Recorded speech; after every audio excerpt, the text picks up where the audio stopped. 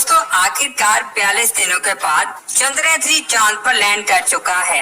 अब सोचने वाली बात ये है कि अब इसका अगला मकसद क्या होगा। जिस जगह ये स्पेसक्राफ्ट लैंड हुआ है वो चांद की डार्क साइड है जो जमीन की दूसरी तरफ है। वहाँ बहुत सारे गड्ढे और पहाड़ मौजूद हैं। वहाँ ऐसे ऐसे राज हैं जिनके बारे में हमें नहीं पता। जब चंद्रयान 3 कल शाम को चांद पर लैंड हुआ तो लैंड होते ही इसके दरवाजे खोले गए जिसके अंदर से रोवर बाहर निकला। ये रोवर आहिस्ता आहिस्ता नीचे आया और चांद पर अपना पहला कदम रखा, जो इंडिया के लिए बहुत बड़ी बात है। ये बात मैं आपको बता दूं, जब वो चांद पर चला तो उसके टायरों के जरिए इसरो का लोगो चांद की सरफेस पर छप गया, जिसकी तस्वीर को आप स्क्रीन पर देख सकते हैं।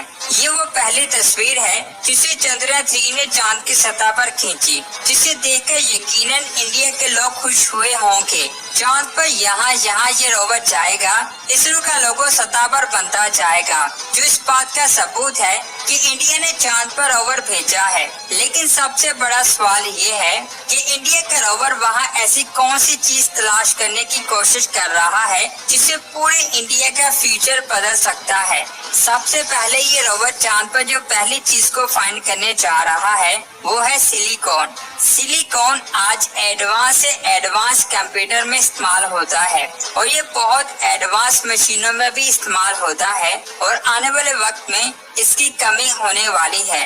इससे सेमीकंडक्टर बनाए जाते हैं और ये टेक्नोलॉजी के लिए बहुत ज्यादा जरूरी है और इसरो का कहना है कि उसको ये चीज चांद पर मिलने वाली है। जमीन पर इसकी मकदार बहुत कम है, लेकिन कहा जा रहा है कि हो सकता है कि चांद पर इसकी मकदार बहुत ज्यादा हो। ये तब भी पता चलेगा जब इंडिया का रोवर इसे तलाश करेगा। इसके अलावा कहा जा रहा है कि हीलियम 3 भी चांद पर मौजूद है। हीलियम 3 से हम ऐसे रिएक्टर बना सकते हैं जिनमें न्यूक्लियर फ्यूजन हो, यानी हीलियम 3 से हम एनर्जी हासिल कर सकते हैं। अगर इंडिया इसे चांद पर फाइंड कर लेता है तो इंडिया के पास एनर्जी की कमी नहीं होगी। इसके जरिए गाड़ियां चलेगी, ट्रेन, जहाज और यहाँ तक कि इंडिया स्पेसक्राफ्ट को भी स्पेस में भेज सकता है। क्योंकि हीलियम 3 की मकदार जमीन पर कम होने वाली है, इसलिए इसे चांद पर फाइंड किया जा रहा है। अगर इंडिया इसे फाइंड कर लेता है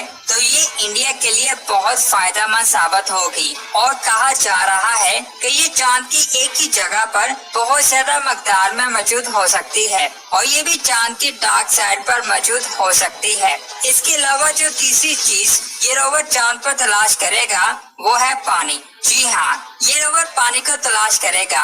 अगर ये पानी को तलाश कर लेता है तो इसकी सबसे मेन डिस्कवरी होगी। इसका मेन मकसद पानी को फाइंड करना है और ये पानी यहाँ मौजूद क्रेटर्स में हो सकता है, क्योंकि ये क्रेटर्स इतने ज्यादा गहरे हैं कि यहाँ सूरज की रोशनी नहीं पहुँच पाती, जिसकी वजह से कहा जा रहा है कि हो सकता है कि यहाँ पानी बर्फ के फॉर्म में मौजूद हो। अगर ये रोवर यहाँ पानी को तलाश कर लेता है तो ये इंडिया के लिए बहुत बड़ी डिस्कवरी होगी और हम इस डिस्कवरी को लाइव अपने मोबाइल पर देख पाएंगे। इसकी डिस्कवरी के बाद इंडिया नासा से भी ज्यादा अमीर हो जाएगा। पानी की डिस्कवरी से इंडिया वहां अपना एक बेस कैंप बना सकता है, क्योंकि लाइफ के लिए पानी बहुत ज्यादा जरूरी है।